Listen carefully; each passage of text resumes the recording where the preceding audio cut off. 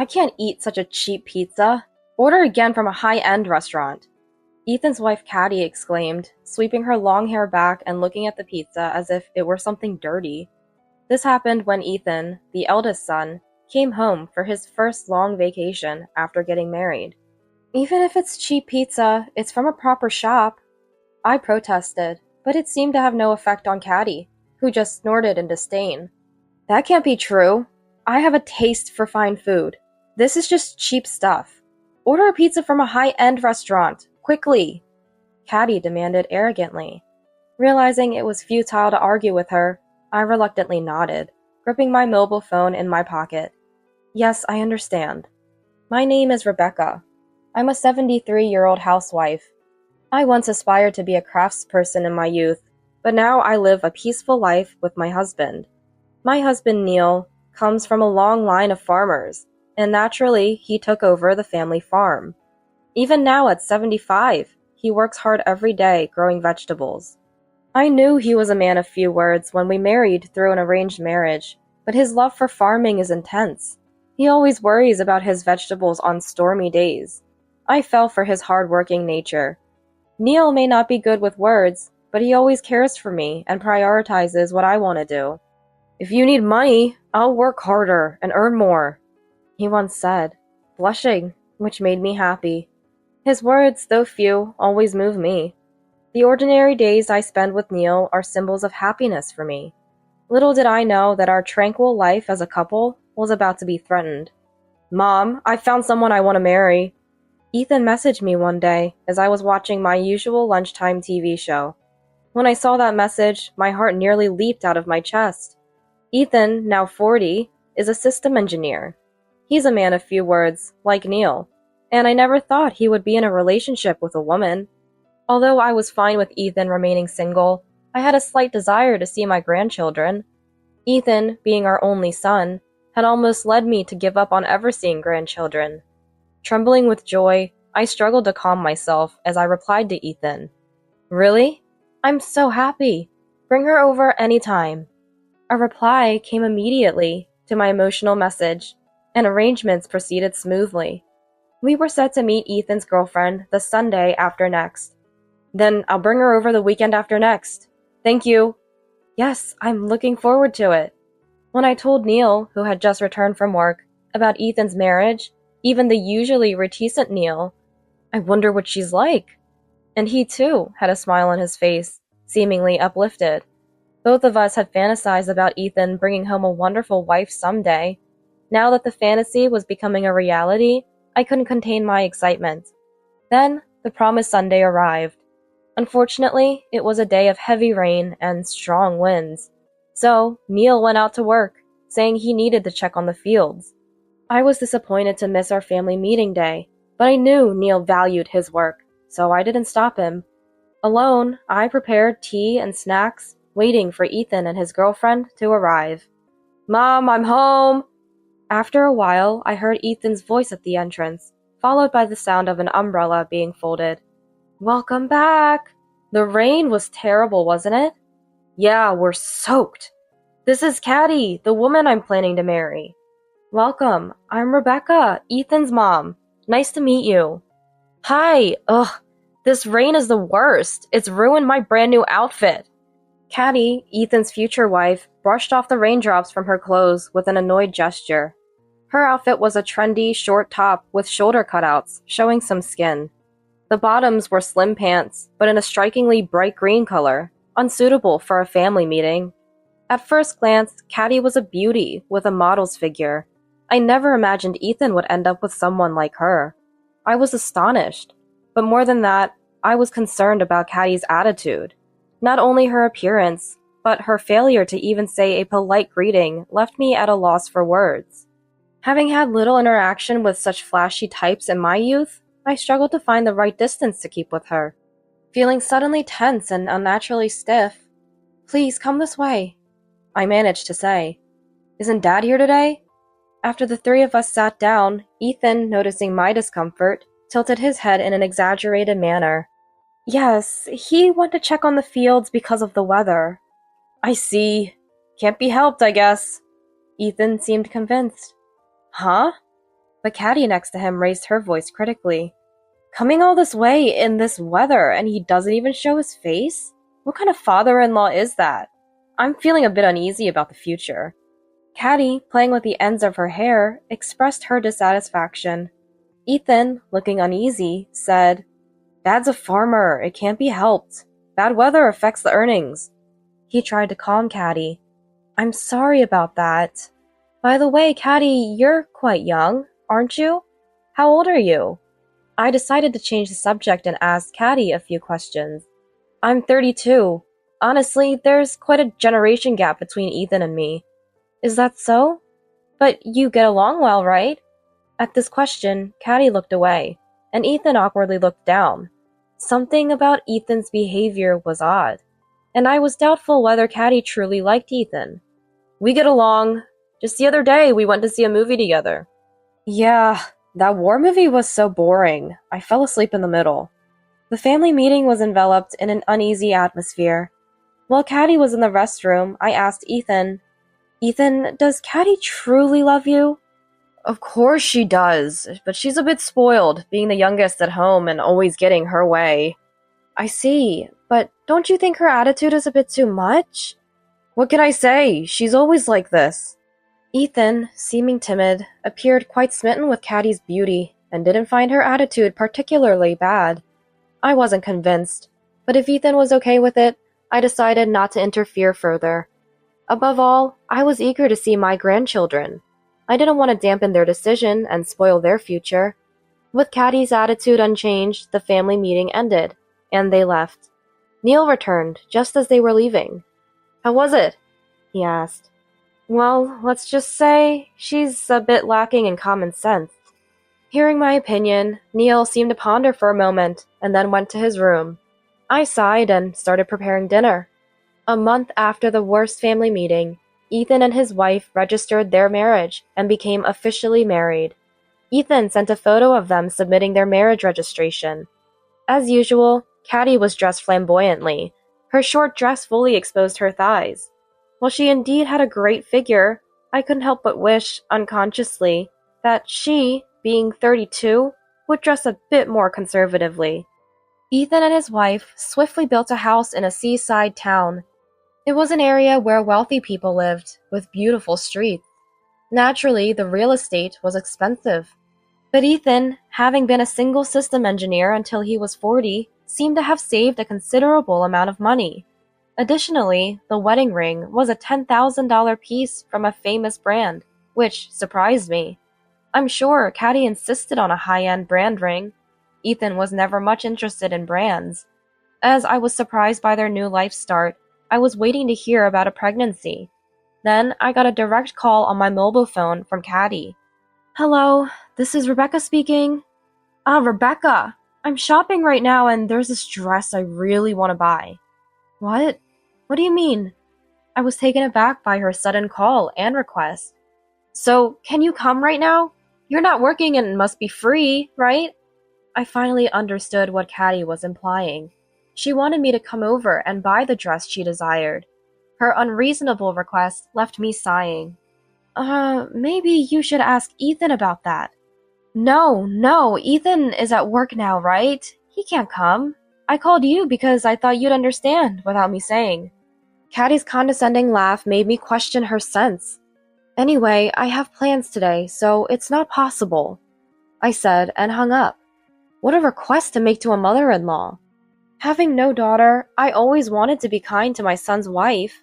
However, I can't allow her to be presumptuous. I only want to accommodate reasonable requests.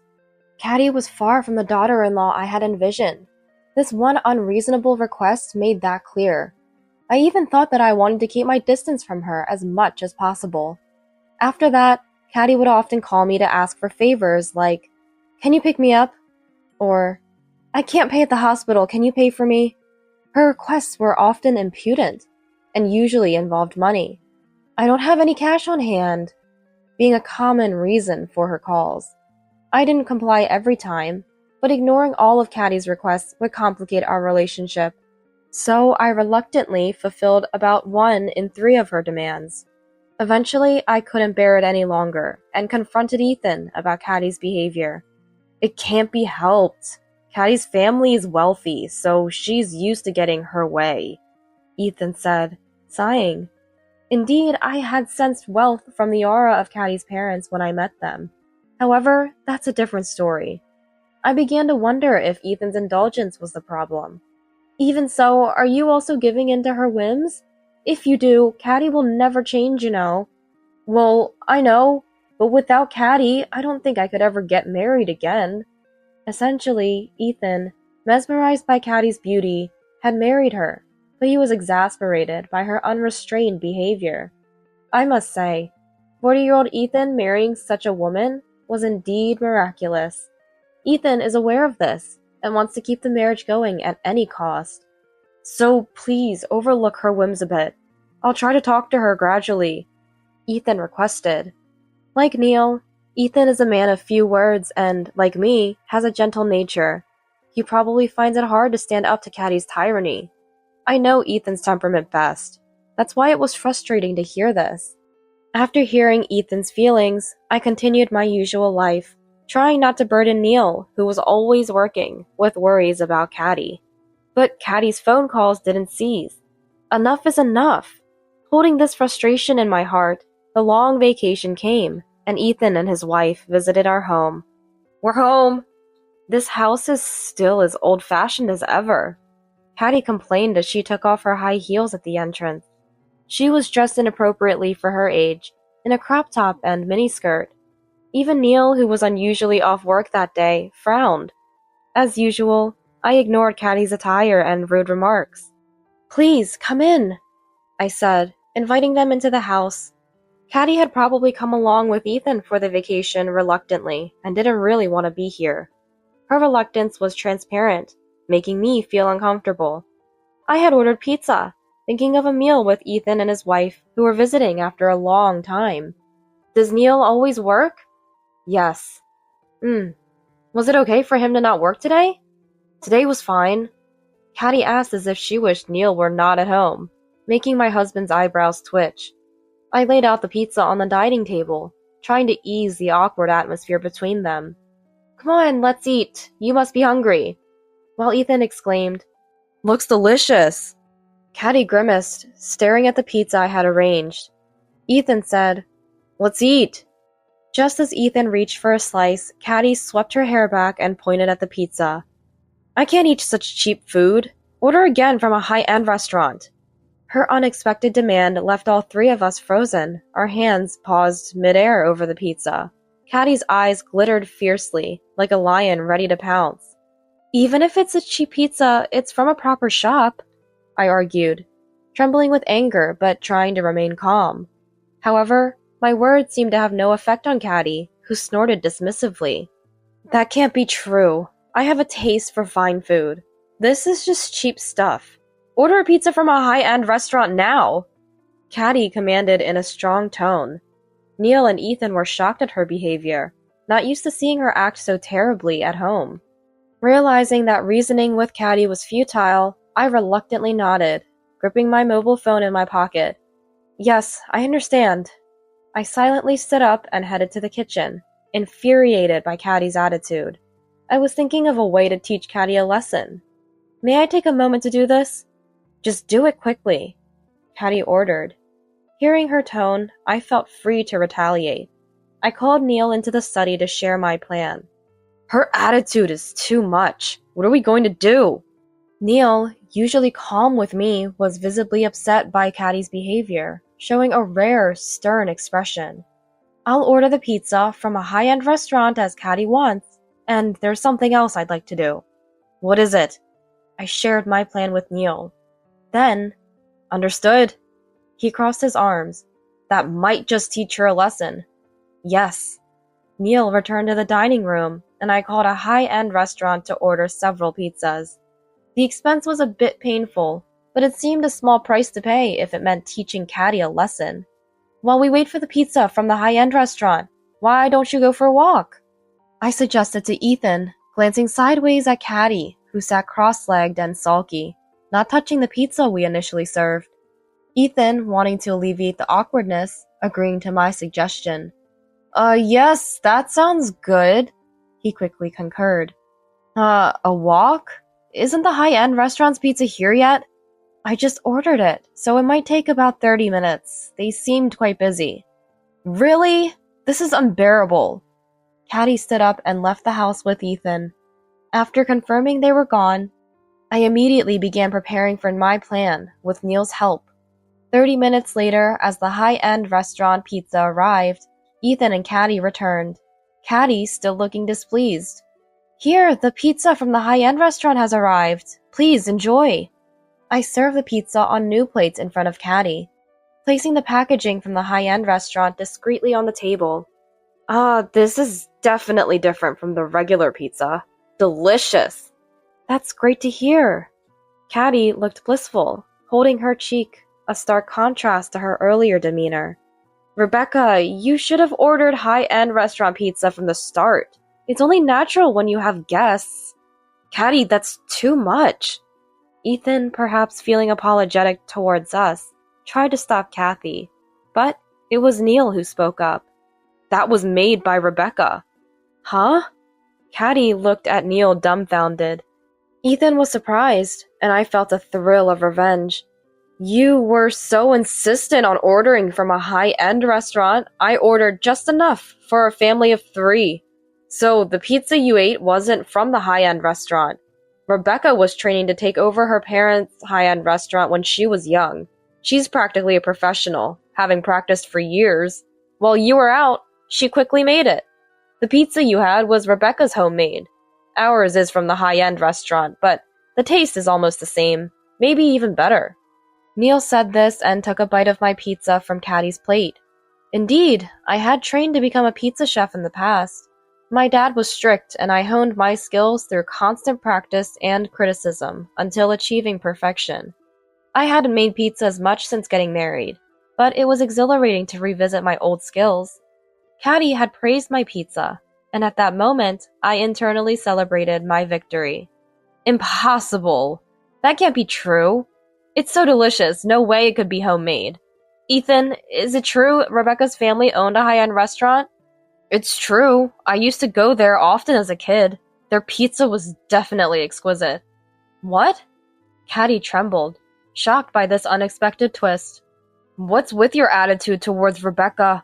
After preparing to welcome you with pizza, you disrespect her? And demanding high-end restaurant pizza? That's just outrageous. Neil, usually quiet, erupted in anger. Caddy recoiled at Neil's outburst, but still had the energy to retort. I didn't know. It's not my fault you ordered pizza. I never said I wanted pizza. Frustrated beyond words at Caddy's refusal to admit fault, I felt my anger wane. Ethan glared at her, seemingly on the verge of shouting. I decided to reveal my trump card. I've been listening to this conversation, Caddy. How could you be so rude to Rebecca? Huh? Caddy froze at the sound of her mom's voice, suddenly appearing. I didn't mean to. I showed Caddy the phone where her mom Wendy was on the call. I had called Wendy as soon as Caddy arrived, letting her hear Caddy's behavior. Wendy scolded. Don't be disrespectful to Rebecca. I didn't raise you to be like this. And if you continue this appalling behavior, you won't be welcome back home. She ended the call sharply. Caddy probably never imagined that she would turn her own mom against herself. For a while, she trembled in shock. Then, fine, I won't come to this house again, she said and left. Neil and I were relieved she was gone, feeling refreshed. Ethan looked conflicted, but likely done with Caddy. I'm tired of being with Caddy. Better to be single than continue this marriage. That's okay. It's a shame about not seeing grandchildren, but you can find someone else when you're ready, I said. And Neil nodded silently. We continued eating the high-end pizza, just the 3 of us. Later, Ethan divorced Caddy, tired of her behavior. Their marriage didn't even last a year. It's better to be single than live with such stress, he concluded. After breaking up with Caddy, Ethan seemed somewhat relieved and focused on his work. Meanwhile, Caddy was scolded harshly by her parents when she returned home. I'm still in touch with Wendy, and we've become friends who meet for tea. Wendy, a generation older than Caddy, has a solid character, unlike Caddy. She plans to monitor Caddy closely until she can handle household responsibilities and secure a decent job. I can only hope that Caddy doesn't stray off the path again. I am planning a trip with Neil and Ethan soon. I'm really looking forward to this much-needed family vacation.